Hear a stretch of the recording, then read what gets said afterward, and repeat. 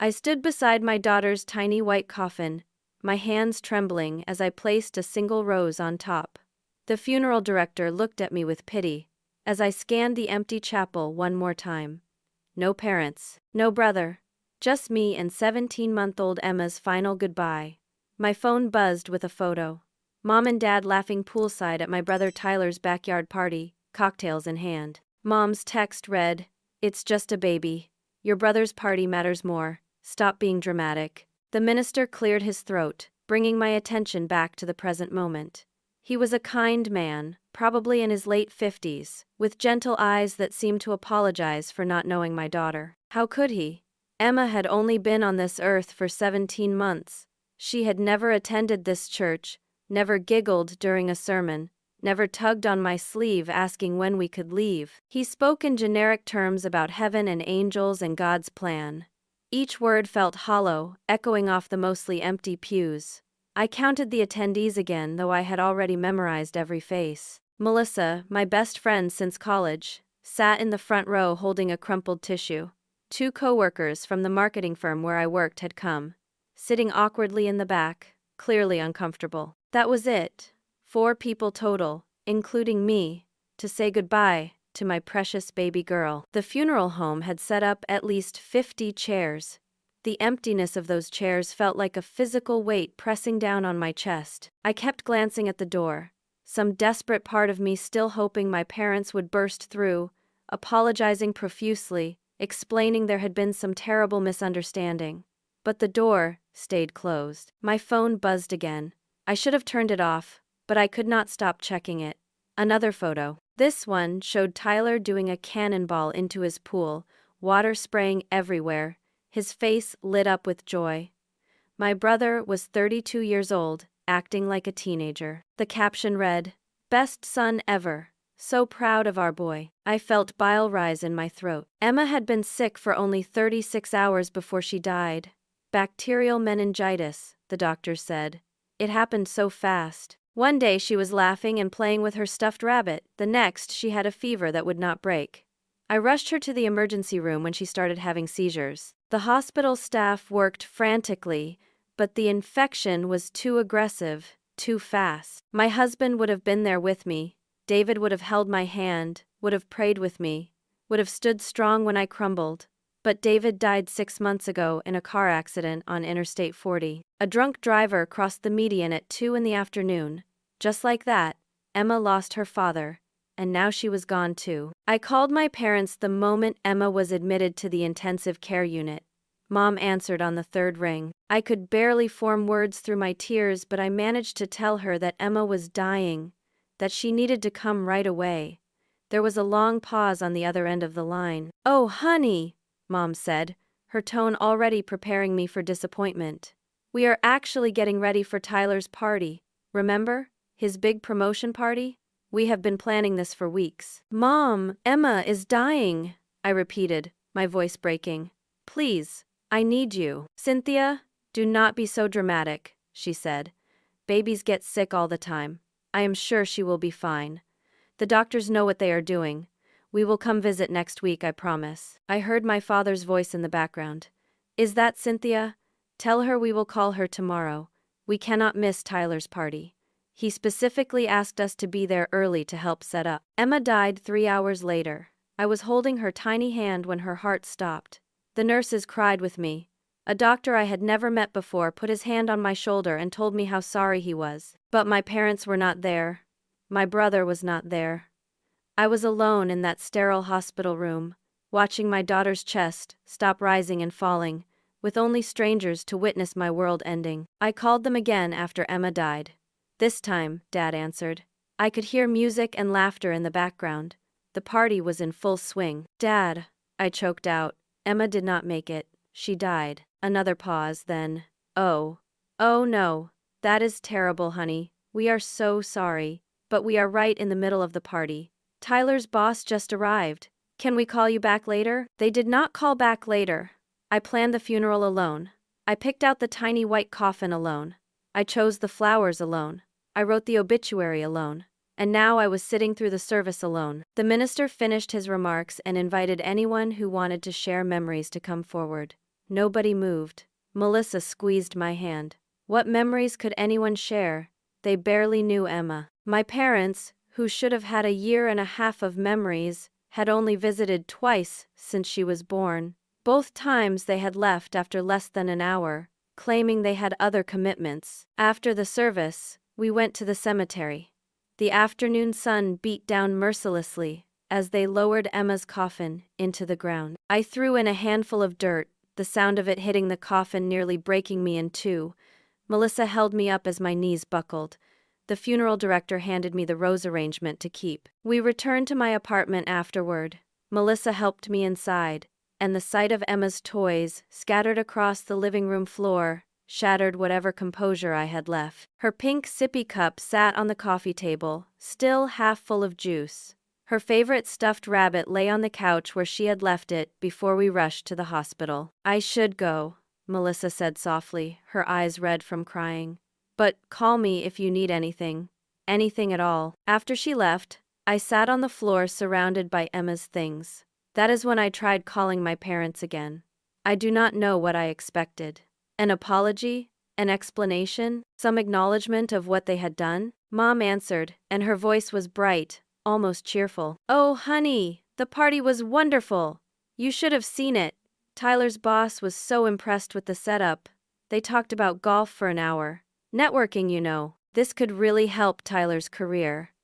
When can we reschedule a visit to see you?" I sat there, phone pressed to my ear, unable to form words. She was talking about rescheduling a visit, as if Emma was still alive, as if the funeral they had missed was just a regular appointment we could move on the calendar. "Mom," I finally said, "did you not hear me? Emma died. I buried her today. The funeral was today." "Oh, right, yes, of course," she said quickly. "I am sorry, honey. It has been such a busy day. But you understand, do not you? Tyler really needed us there. You will have other children. Tyler only gets one first big promotion." I hung up without responding. My hand shook so badly I dropped the phone. It clattered across the hardwood floor and came to rest next to Emma's toy blocks. That night, my phone lit up with a group text message.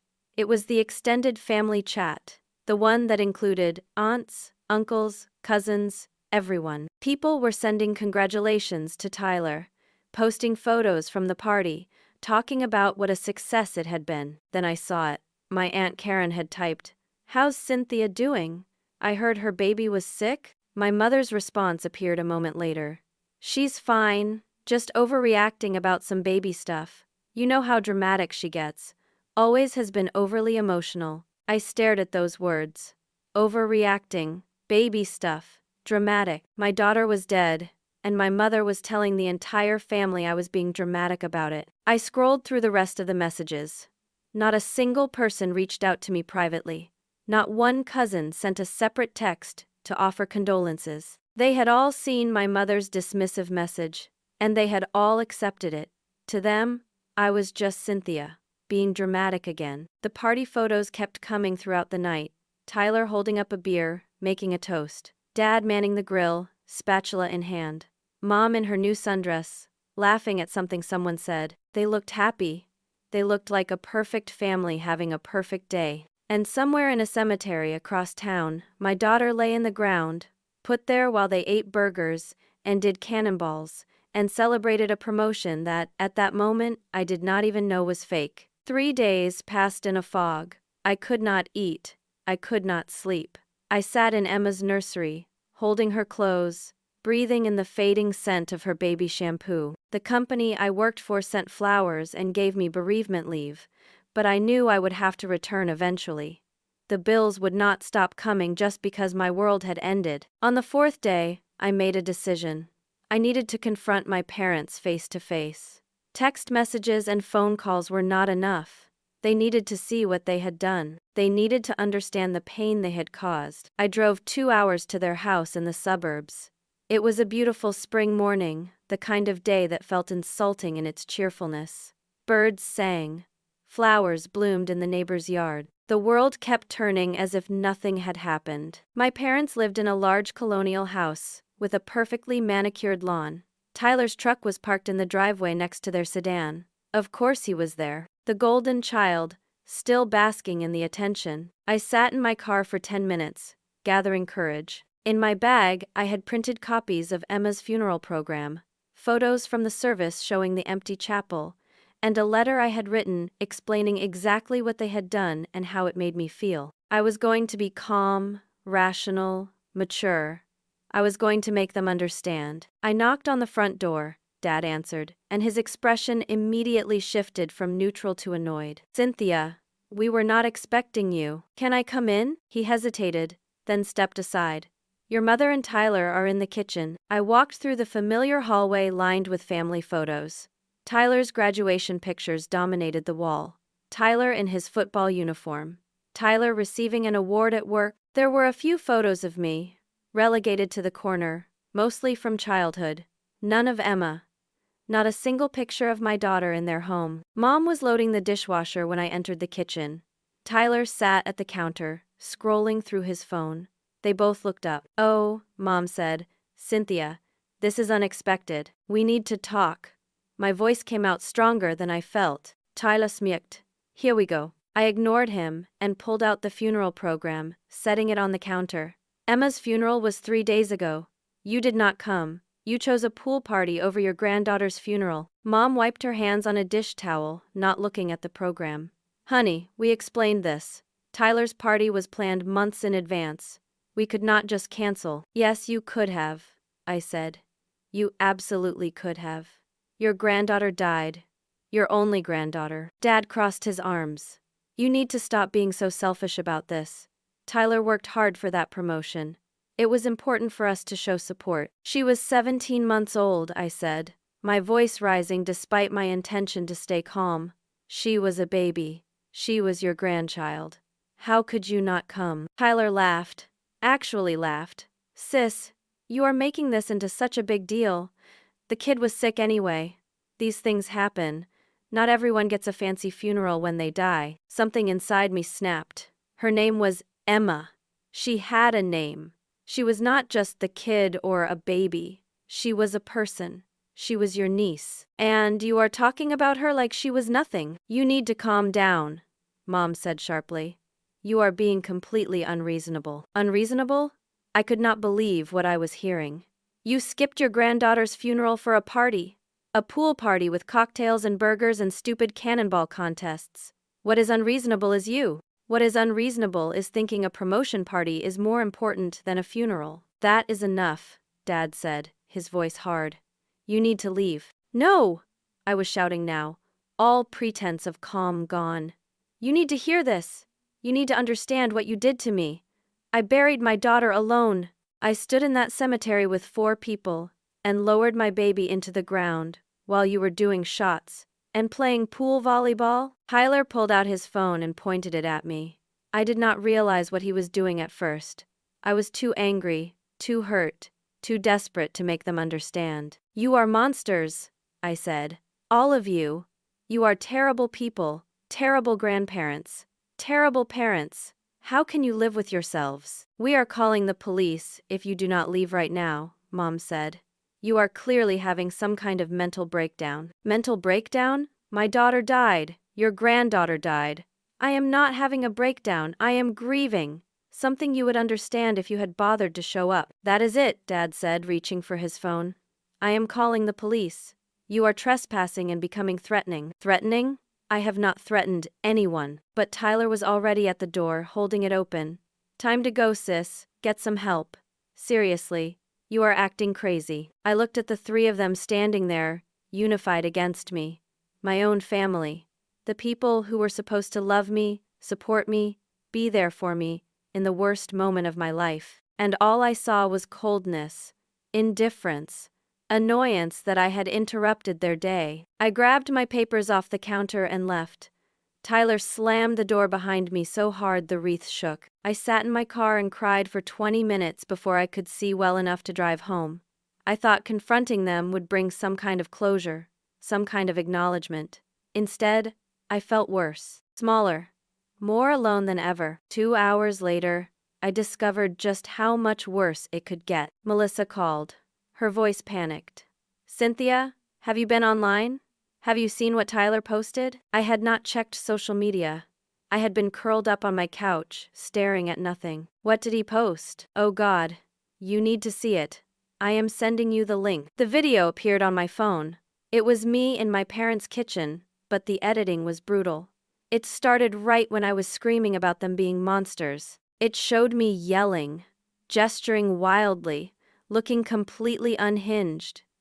What it did not show was what they had said to me, their dismissive comments about Emma, Tyler's cruelty. The context that explained my anger. The caption read, "My sister is having a breakdown and attacking our parents for no reason. They just want to help her, but she won't accept it. Please send prayers for our family during this difficult time." The video already had thousands of views. The comments were vicious. What a terrible daughter. She needs serious help. Thank God her poor parents are so patient. Imagine screaming at your elderly parents like that. Someone had shared it. Then, someone else. It was spreading through our community like wildfire. People I knew, people I went to school with, people from work, they were all seeing this edited version that made me look like an abusive, unstable daughter attacking innocent parents. My phone started ringing.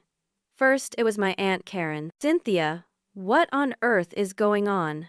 That video of you is all over Facebook. You cannot talk to your parents like that. They are saints for putting up with you." I tried to explain, but she cut me off. "I do not want to hear excuses.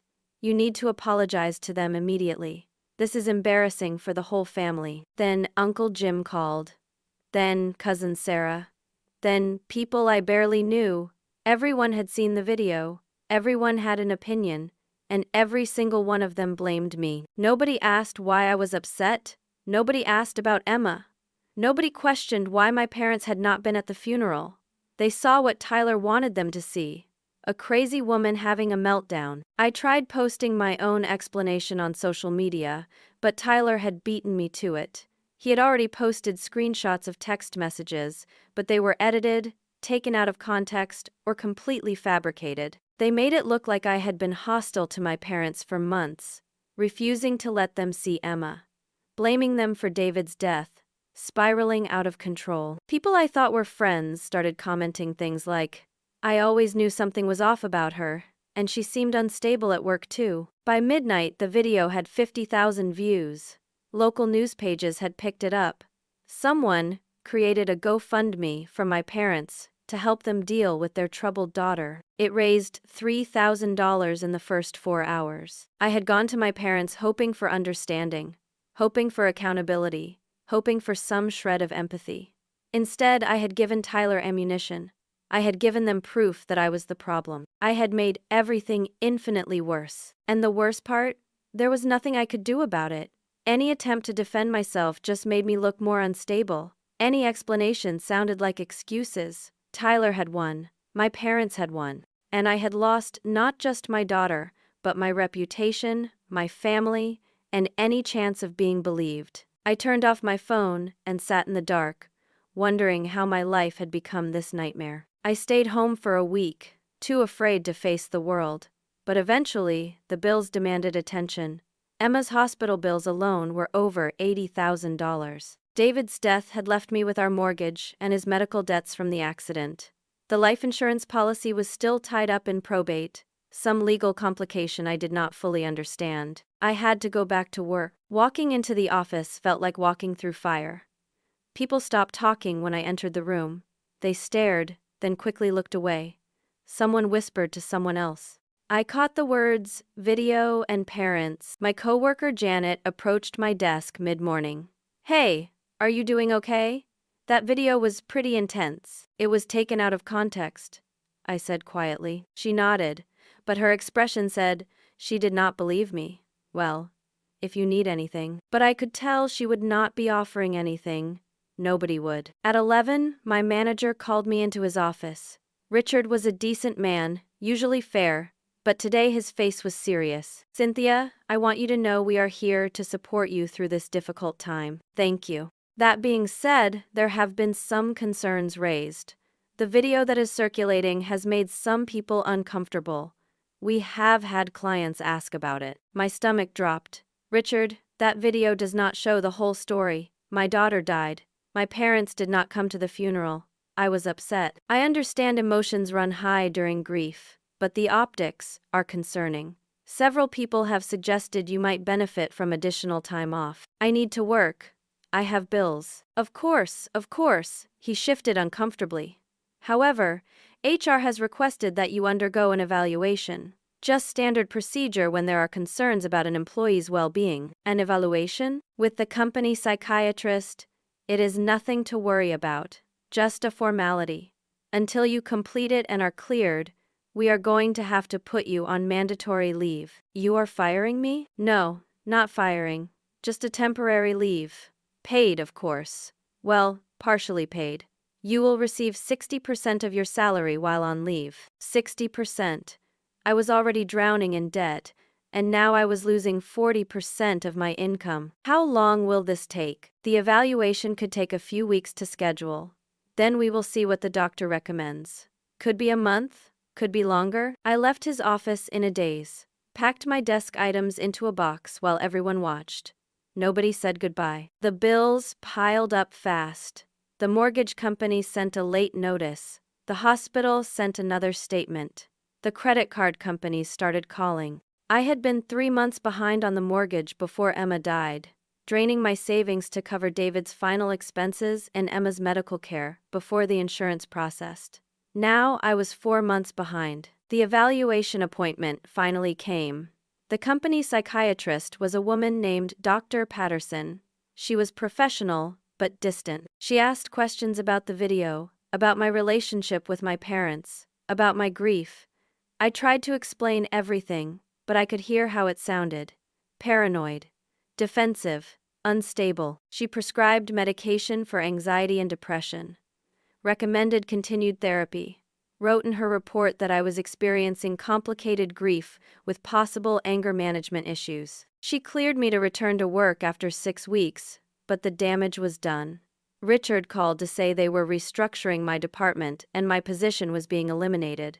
I got 2 weeks severance. I was unemployed with $80,000 in medical debt, $40,000 in mortgage debt, and mounting credit card bills. That is when my father called. Cynthia, your mother and I have been talking. We want to help you. For a moment, hope fluttered in my chest. Maybe they had come to their senses. Maybe they wanted to make amends. We know you are struggling financially. We are willing to pay off some of Emma's medical bills. Really? Yes. But we need something from you first. The hope died. What? We need you to post a video apologizing. Publicly. Admit that you overreacted. That we did nothing wrong.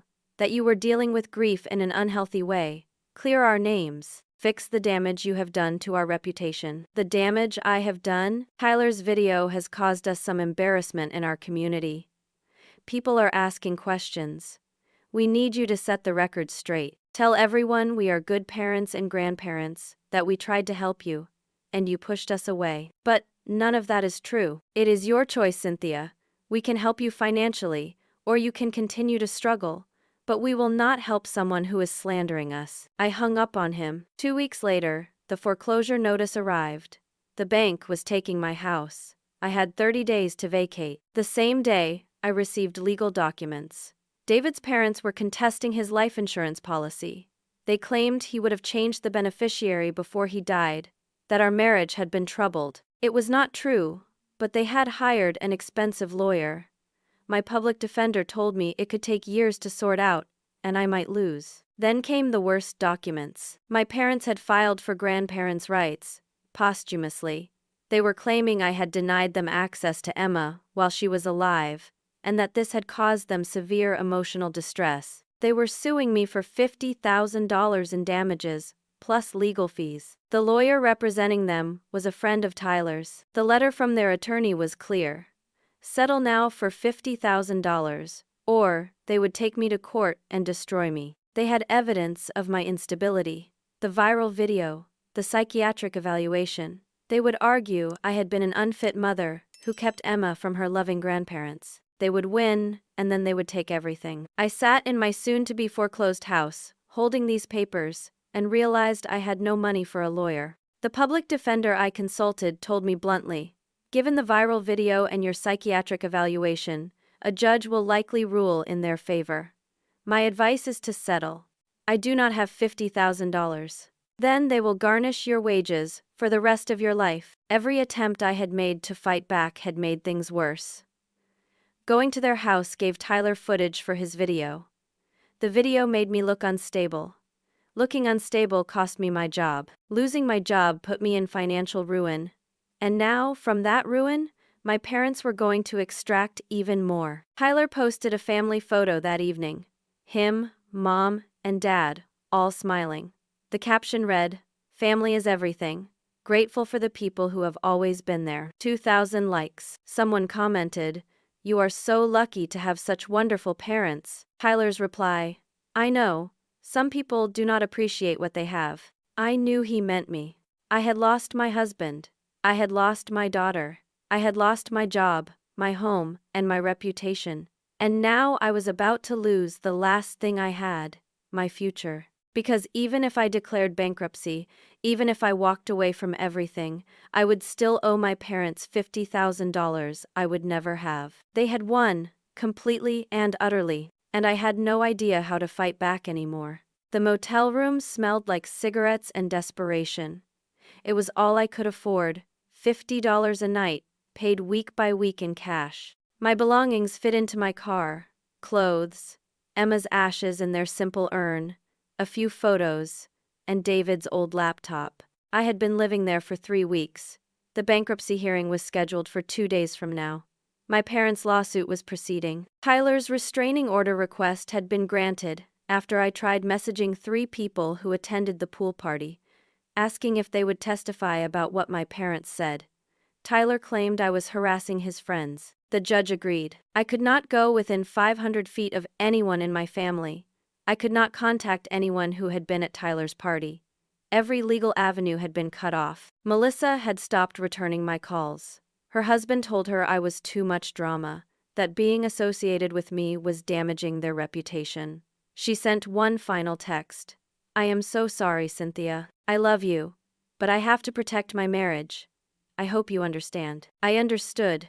I was completely alone. The job search had been futile.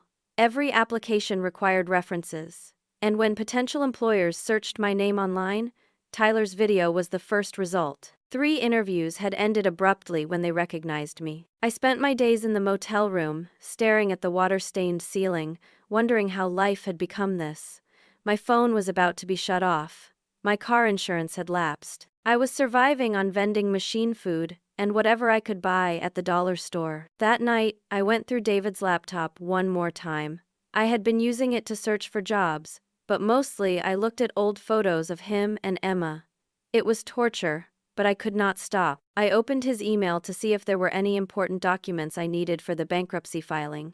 That is when I saw it. An email chain from a year ago that I had never noticed before. The subject line, loan request. I clicked it open. My father had emailed David, asking for a $25,000 loan for Tyler's business venture. The email was friendly but presumptuous, assuming David would say yes because they were family. David's response was polite but firm.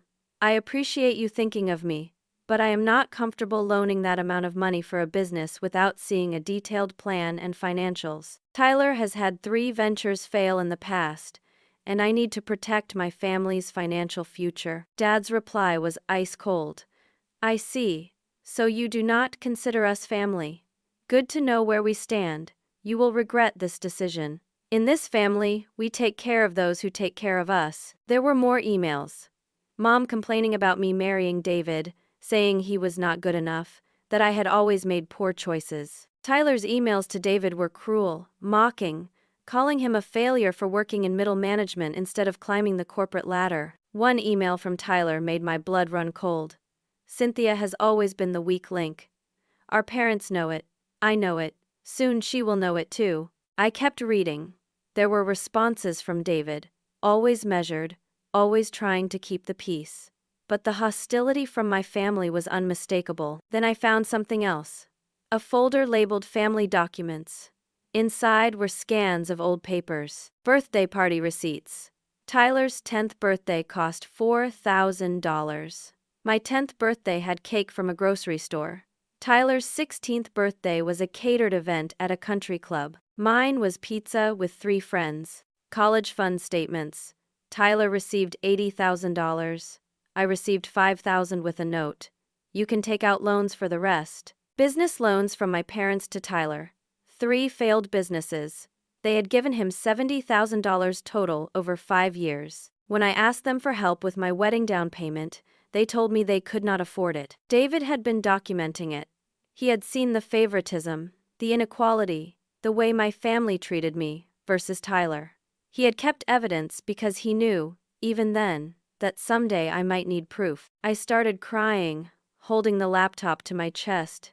David had tried to protect me even after his death. But what good was this evidence now? I had no lawyer, no money, no credibility. Tyler's viral video had seen to that. I spent the next day organizing everything I found. I printed documents at the library, 5 cents per page, spending my last $12. I created a timeline showing the pattern of favoritism going back decades. Then I searched social media for the pool party. Tyler had tagged 53 people who attended. I went through every profile, looking at their photos and videos from that day. Most showed the same scenes: people swimming, eating, drinking, having fun. But then I found something in a video posted by someone named Jennifer Hammond. She was the wife of Tyler's former boss. In the background of her video, barely audible, I could hear my mother's voice. We had to choose between the party and the funeral. Tyler's promotion is once in a lifetime. Babies die all the time. Another voice, Jennifer's husband. Wait, there was a funeral today. My father's voice. Just a granddaughter. Cynthia's being dramatic about it. The baby was sick anyway. Tyler needed us here. I played it again and again, making sure I heard correctly. They had said it, out loud, to witnesses. Multiple people must have heard this conversation, but I kept watching videos. Tyler's promotion. People congratulated him throughout the party. But then, 2 months later, his social media showed he was still in the same position. No promotion announcement on his company page. No new title on his LinkedIn profile. I searched deeper. Tyler's company had a public directory. His name was not on the current list. I called the main number, pretending to be a client asking for Tyler in his department. I am sorry, but Tyler is no longer with our company. He was terminated 3 months ago. Terminated. 3 months ago. That was 1 month before the pool party. The promotion was fake. Tyler had thrown a party for a promotion that did not exist. And my parents had known. They had to have known. But they went anyway. I sat in that motel room, looking at all this evidence, and felt something shift inside me. This was not just favoritism. This was calculated. This was systematic. This was a pattern of abuse that had been happening my entire life. And David had seen it when I was too close to notice. But what could I do with this information? I had the bankruptcy hearing tomorrow. The judge was going to see me as an unstable woman drowning in debt. My parents' lawsuit would proceed. I would lose. Unless I called the only lawyer I had not tried yet, a legal aid office 3 towns over. Explained my situation to the intake coordinator. I am sorry, but we are fully booked. We cannot take new clients right now. Please, I begged. I have evidence of fraud, of fabricated legal claims, of systematic family abuse. I just need someone to look at it. I really am sorry. I wish I could help. I hung up and buried my face in my hands. The evidence did not matter. The truth did not matter. I had no way to make anyone listen. That night, as I lay in the scratchy motel sheets, my phone buzzed one final time before the service was cut off. An email from an unknown sender. Subject: I was at the party. My hands shook as I opened it. My name is Jennifer Hammond. I was at Tyler's pool party. I heard what your parents said about your daughter's funeral. I have been sick about it for months. I cannot stay silent anymore. I kept my original videos from that day. The unedited ones. They show exactly what your parents said, with timestamps. I am so sorry for what you are going through. If you need these videos, they are yours. At the bottom was her phone number. I stared at that email for a full minute, afraid to believe it was real. An ally. Someone who heard the truth. Someone with proof. But even as hope flickered, I remembered Tyler's restraining order. I remembered the lawsuit. I remembered the I remembered how every time I thought I found a way out, the trap got tighter. Could this evidence save me? Or would it just be one more thing Tyler found a way to twist and destroy? I fell asleep that night, clutching David's laptop, Emma's urn on the nightstand beside me, and Jennifer's email still glowing on my phone screen. Tomorrow was the bankruptcy hearing. After that, I would know if I had anything left to fight with, or if this was truly the end. The bankruptcy courtroom was cold and impersonal. I sat at a table with a legal aid lawyer who had been assigned to me that morning.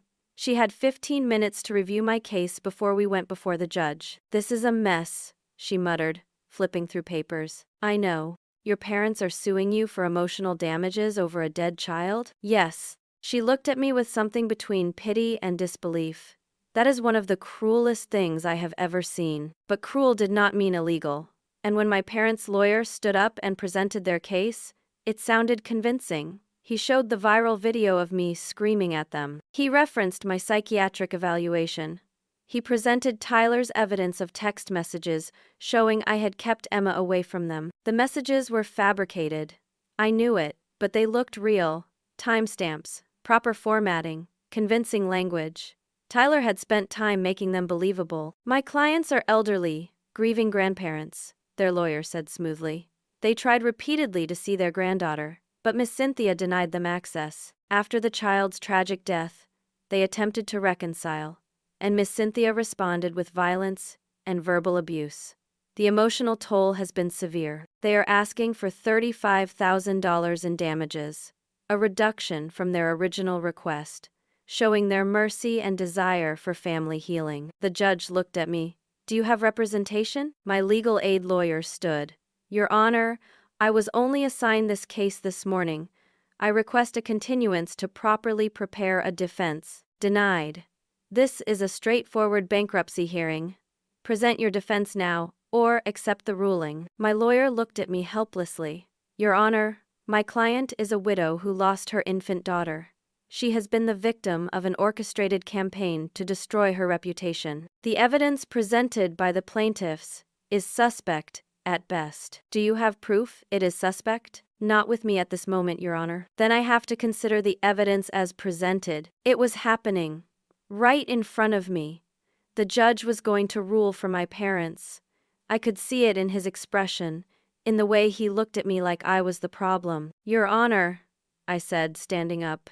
"Can I speak?" My lawyer grabbed my arm, whispering, "Do not make it worse." But how could it get worse? I was about to lose everything anyway. "Your Honor, my parents did not come to my daughter's funeral. They chose a pool party instead. I have evidence. I have witnesses. Please, just give me time to present it." Their lawyer interrupted. "Your Honor, this is exactly the kind of manipulation and false accusation my clients have been subjected to. The video evidence clearly shows Miss Cynthia is unstable." The judge held up his hand. "I have reviewed all submitted evidence. I am ruling in favor of the plaintiffs. Miss Cynthia will pay $35,000 in damages, plus $8,000 in legal fees. Total judgment, $43,000. You have 60 days to make payment arrangements, or face wage garnishment." My legs nearly gave out. $43,000. I had nothing, less than nothing. "Your Honor, I do not even have a job right now." "Then you will make payments from future employment. The judgment stands." Next case. I walked out of that courtroom in a daze. My legal aid lawyer patted my shoulder. "I am sorry. There was not much I could do with the evidence they presented." I wanted to scream that the evidence was fake, that Tyler had manipulated everything, that my parents had orchestrated this. But what was the point? Nobody believed me. Over the next 2 weeks, everything collapsed further. I tried to reach out to Jennifer Hammond, the woman who had emailed me about the party videos. But Tyler had gotten to her first. She sent me a terrified message. "I am so sorry. Tyler's lawyer threatened me, said I would be sued for defamation if I gave you anything. I have 3 kids. I cannot afford a legal battle. I am so sorry." Another door slammed shut. Tyler filed for an extended restraining order, presenting new evidence that I had been harassing party guests. The order was extended for 2 years.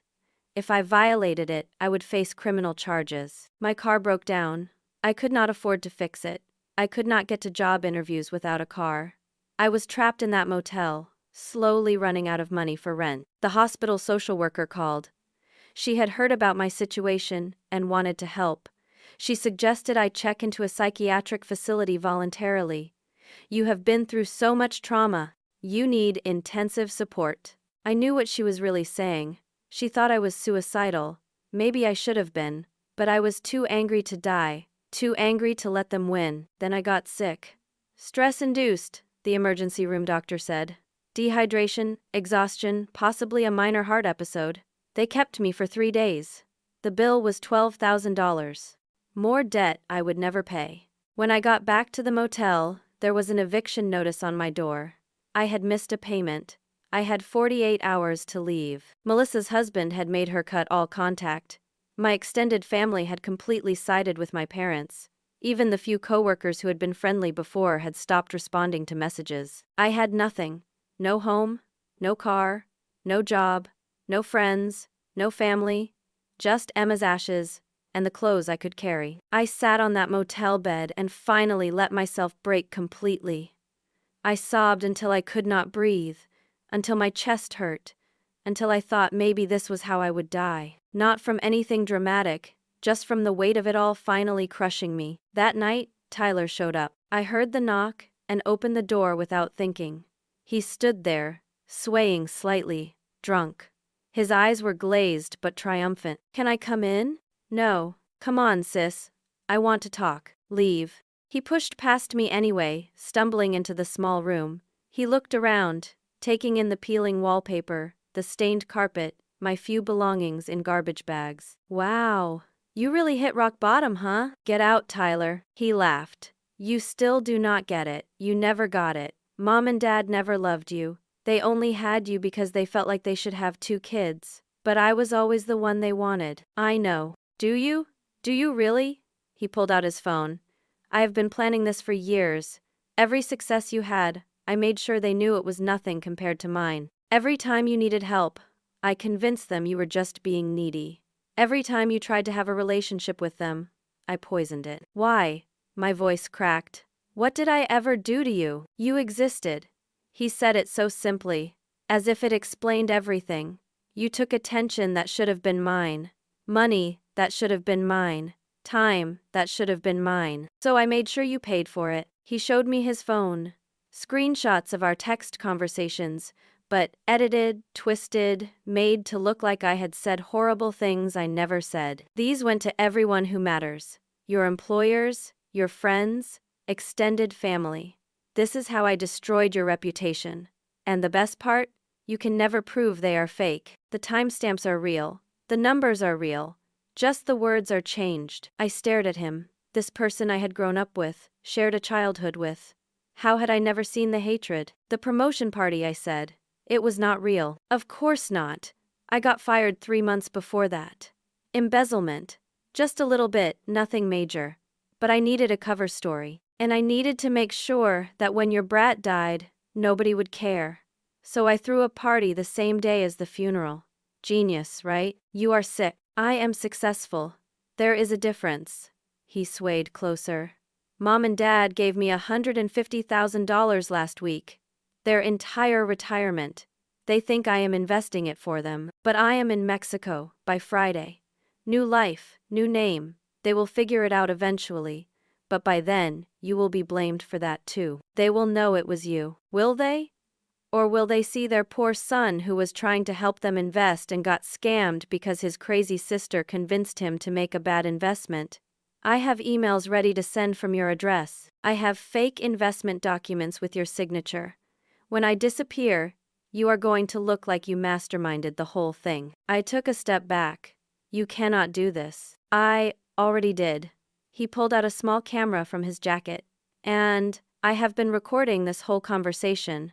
Well, part of it. The part where you threatened me. Where you confessed to trying to steal from Mom and Dad. Where you admitted you are planning to hurt yourself, and you want to take the family down with you." "I never said any of that." "Editing is a beautiful thing," he grinned. "By tomorrow morning there will be a video of you making threats.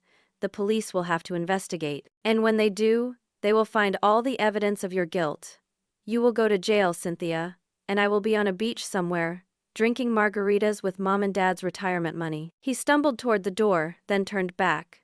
"Oh, and that thing I said about Mom and Dad never loving you? That was the only true part of this whole conversation. They really never did. You were always just the mistake they kept around out of obligation." He left, the door swinging shut behind him. I stood frozen, watching through the window as he got into his truck and drove away. He had recorded a fake confession that would look like I threatened him. He had evidence planted that would implicate me in stealing from my parents. He had their retirement money and a plan to disappear. And when my parents realized their money was gone, they would blame me. The evidence would point to me. Tyler would be unreachable. I would be the one left holding the bag. I had thought I hit rock bottom before. But this was something worse. This was not just loss. This was annihilation. Tyler had planned my complete destruction, and he had done it so perfectly that even if I told the truth, nobody would believe me. I sank to the floor, Emma's urn clutched to my chest, and realized I had less than 24 hours before Tyler's final trap sprung shut. There was no escape, no way out, no hope. This was truly the end. I did not sleep that night. I could not. I sat on the motel floor, Tyler's words echoing in my head, thinking about how he had won so completely. By morning, he would release another edited video. The police would investigate. They would find planted evidence. My parents would lose their money and blame me. I would end up in jail. Unless I did something first. But what? I had no money for a lawyer. No one believed me. Tyler had covered every angle. He was too smart, too careful, too cruel. As dawn broke, I heard my phone buzz. I had not paid the bill, but Wi-Fi still worked at the motel. An email notification. Unknown sender again. My heart raced. Jennifer? But it was not Jennifer. "My name is Patricia Brennan. I attended your daughter's funeral. I am the older woman who sat in the back. I gave you a sympathy card with my number. I am not sure if you remember, but I would like to speak with you if you are willing. I am a retired judge, and I may be able to help. Please call me." A retired judge. The elderly woman who had been at Emma's service. I barely remembered her, but I dug through my few belongings until I found the sympathy card. There was her number. I called at 7 in the morning, not caring if I woke her. She answered on the second ring. "Hello, Mrs. Brennan? This is Cynthia. You emailed me.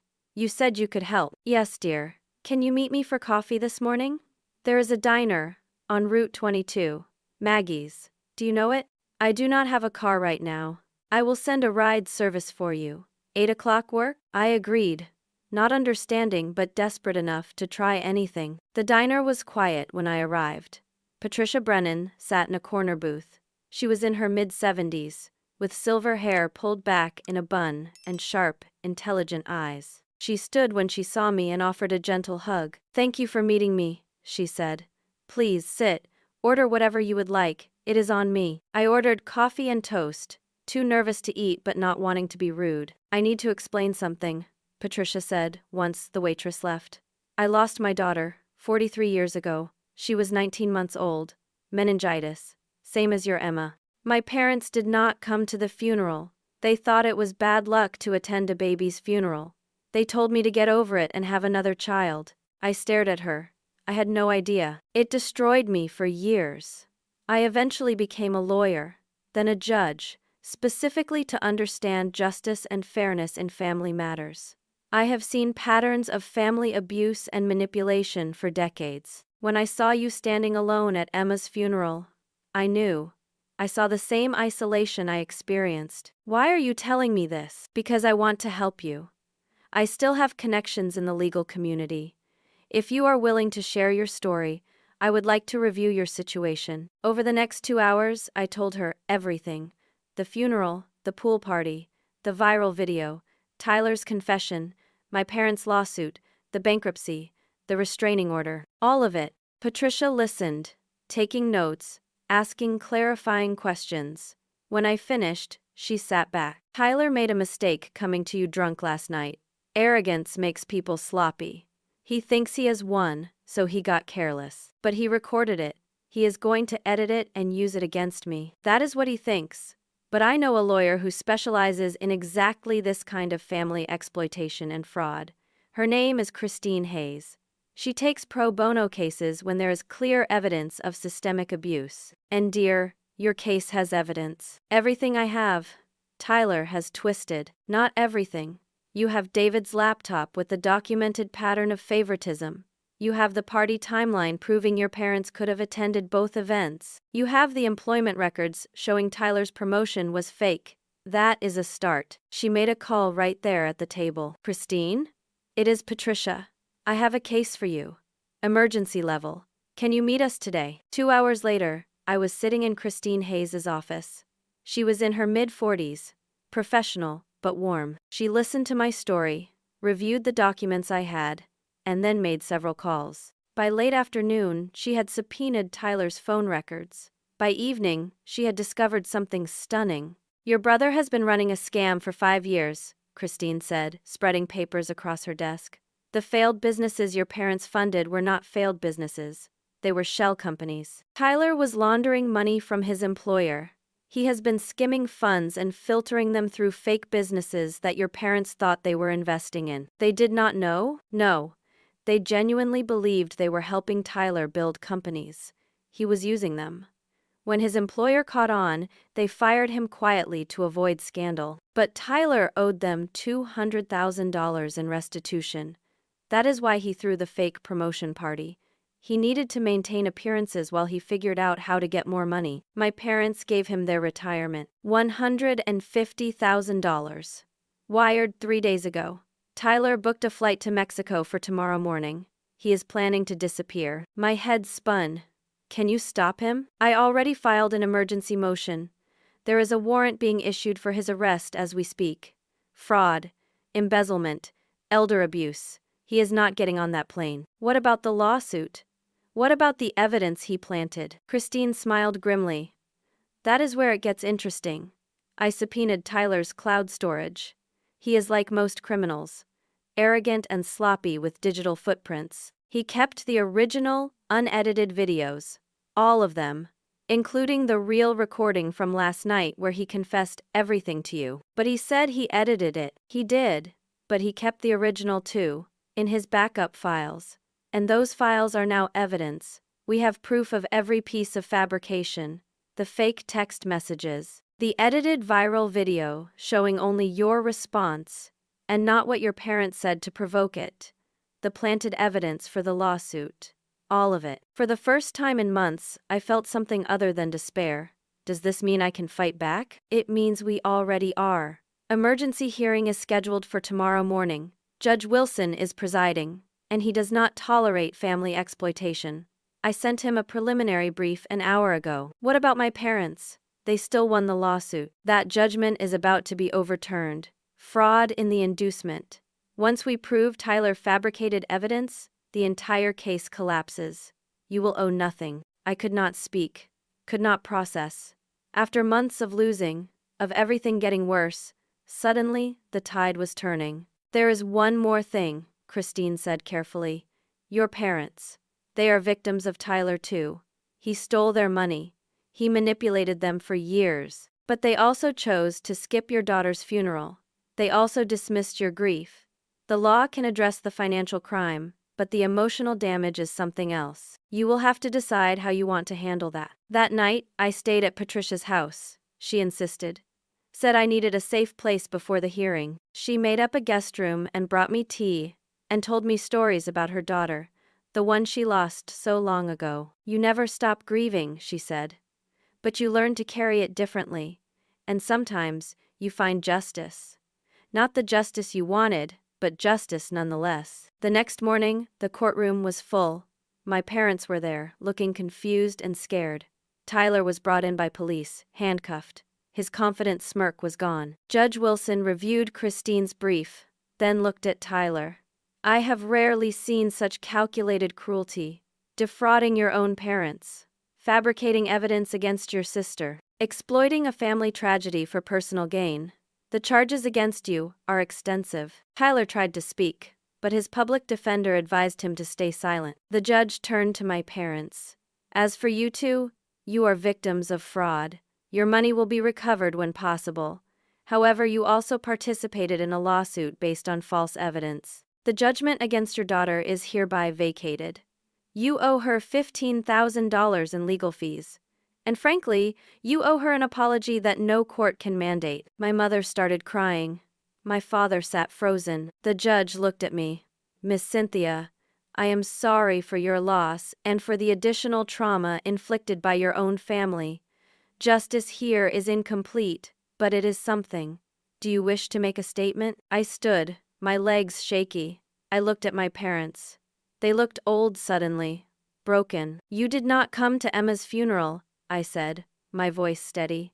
"You chose a party celebrating a fake promotion over your granddaughter's burial. That was your choice. Tyler manipulated many things, but he did not manipulate that. You did that yourselves." My mother reached toward me. "Cynthia, please, we did not know. You knew there was a funeral. You knew Emma died. You knew I needed you. But you went to the party anyway. Tyler gave you an excuse, but you made the choice." My father stood. "We are so sorry. We were wrong. So incredibly wrong." I pulled out copies of the documents David had kept. The birthday party receipts. The college fund statements. The pattern of favoritism spanning decades. "This was who you always were. Tyler just made it worse. Emma deserved better. I deserved better." The judge intervened. "Miss Cynthia, what outcome are you seeking?" I thought about it. I could destroy them financially, take their house, make them suffer the way they made me suffer. But I looked at Patricia, sitting in the gallery. She nodded slightly. "They pay back my legal fees. $15,000. They make a public statement, unedited, explaining what happened. On social media. Every platform where Tyler posted lies about me. The truth, in their own words. And they establish a college scholarship fund in Emma's name. $500 a month until it reaches $50,000. For children who lost a parent." The judge approved the terms. 2 days later, my parents' video statement went live. They sat together, looking diminished, and told the truth. They admitted skipping the funeral, admitted believing Tyler's lies, admitted calling me unstable when I was grieving, apologized to the community. The video got more views than Tyler's original. The comments shifted. "Those poor children, growing up with parents like that. The daughter deserves better. Justice for Emma." Job offers started coming. 3 companies reached out, having seen the truth. People who believed Tyler's video sent apology messages. Extended family members who shunned me tried to reconnect. I blocked most of them. They had their chance. They chose wrong. But I accepted my parents' friend request. On social media only. No phone calls. No visits yet. Maybe never. But I read their posts about the scholarship fund. I saw the photo of the first donation going through Emma's memorial. Tyler was sentenced to 4 years in prison. My parents' retirement money was partially recovered, 40,000 of the 150. The rest was gone, spent or hidden. They would have to work longer than planned, downsize their house. They visited Tyler once in prison, told him they were done enabling him. He blamed me, blamed them, blamed everyone but himself. They never went back. 6 months later, Mom called. "Can we talk? In person?" I agreed to meet at a neutral location. A coffee shop halfway between us. They looked older, smaller somehow. Mom's hair had more gray. Dad's shoulders slumped. "We failed you," Mom said without preamble. "We failed Emma. We cannot undo it, but we want to try, if you will let us." I set my terms. Family therapy, weekly, for at least a year. You attend every session, you do the work. And if Tyler contacts you, if you help him in any way, we are done. Permanently. Choose him, or choose me.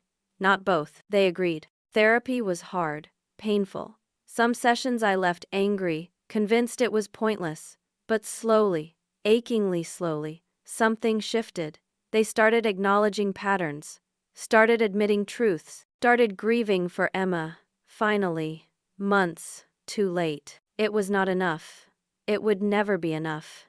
But it was something. 1 year after Emma's death, I stood at her grave for the anniversary memorial. I was not alone this time. Patricia was there, the woman who had lost her daughter 43 years ago, and understood my pain in a way few others could. Christine stood beside her, The lawyer who fought for me when I had nothing left to fight with. 3 women from my grief support group had come. Women who understood the weight of losing a child. Melissa was there too, having slowly rebuilt our friendship after her divorce, when she finally saw how her ex-husband had isolated her from everyone who mattered. And in the back, standing at a respectful distance, were my parents. They had asked permission to attend. I said yes, but I needed them to understand it was my space first, their presence second. They nodded, accepted those terms, and came anyway. I knelt by Emma's headstone. The morning sun caught the engraving. Emma Rose. Forever loved. Forever 17 months. I placed fresh flowers in the holder and pulled out a letter I had written. "Hi, baby girl," I said softly. "It has been a year, the hardest year of my life. But I want you to know that justice happened. It took time and it was messy and incomplete, but it happened." I read her the letter describing everything. How Tyler was in prison. How the truth came out. How the scholarship fund in her name had helped 3 families so far. How her death, as painful and unjust as it was, had exposed decades of manipulation and cruelty. "You were never just a baby," I said, my voice breaking. "You were everything. You are everything, and everyone knows that now. They all know." I touched her headstone, cool granite under my palm. "I learned something this year, Emma. I learned that the people who should love you most can fail you in unimaginable ways. But that failure is not about your worth. It is about their inability to see it." Patricia came forward and placed a hand on my shoulder. "You fought back. You won. Not completely maybe, but enough." I stood, wiping tears from my face. "I fought back not for revenge, but for truth. Because you deserved truth. Every child does. Every loss matters.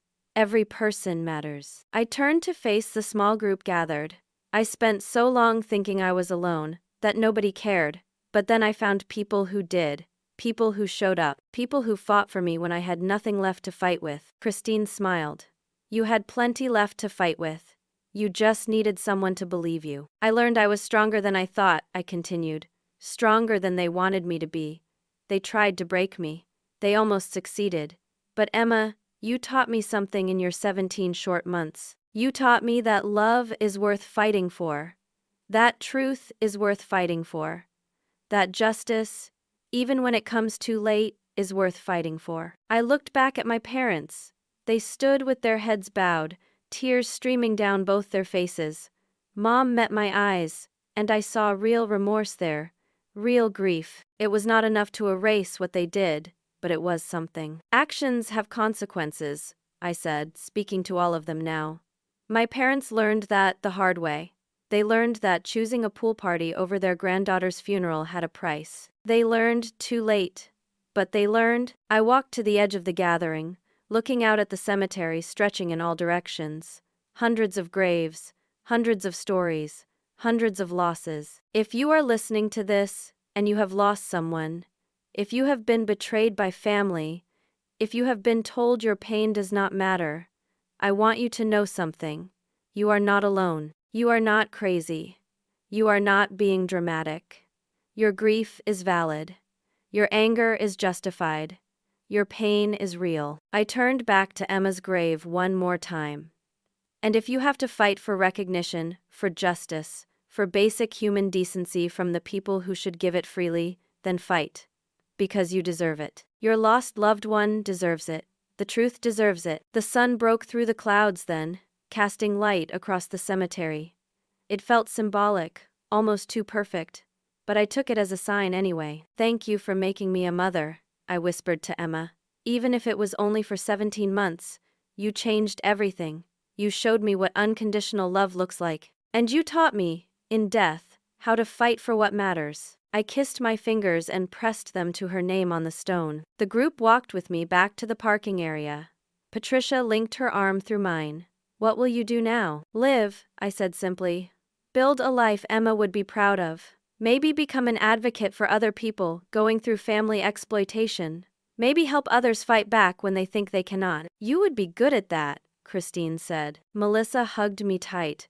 "I am proud of you. For surviving this. For fighting back.